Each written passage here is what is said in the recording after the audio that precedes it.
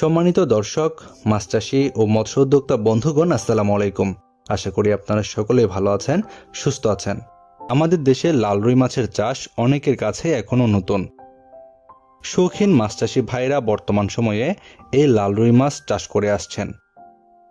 এই মাছটির রং সোনালী বা লাল হওয়ার কারণে এই মাছকে সোনালী বা লাল রুই বলা হয়ে থাকে।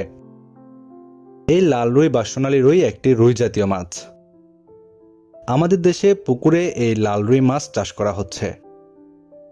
লাল রুই একক বা মিশ্রভাবে চাষ করা যায়।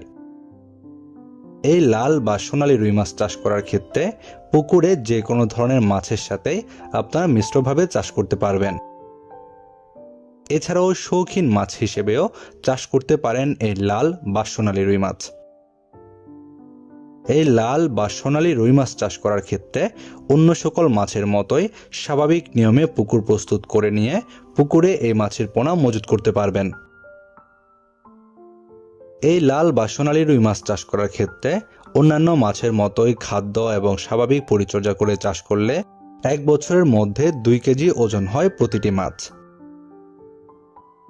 এই লাল রুই মাছের খাবার হিসেবে খৈল, কোড়া, ভুসি বা রেডি ফিড দিতে পারেন।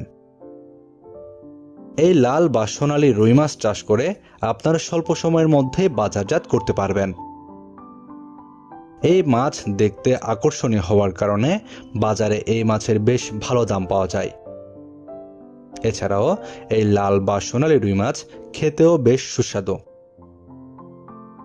আমাদের বাংলাদেশে দিন দিন এই লাল বা সোনালী রুই মাছের চাষের পরিমাণ বাড়ছে, যে কারণে বাড়ছে এই মাছের পোনার চাহিদা। আর আপনাদের সেই চাহিদা পূরণের জন্য আমাদের হ্যাচারিতে রয়েছে বিভিন্ন সাইজের লাল রুই মাছের পোনা।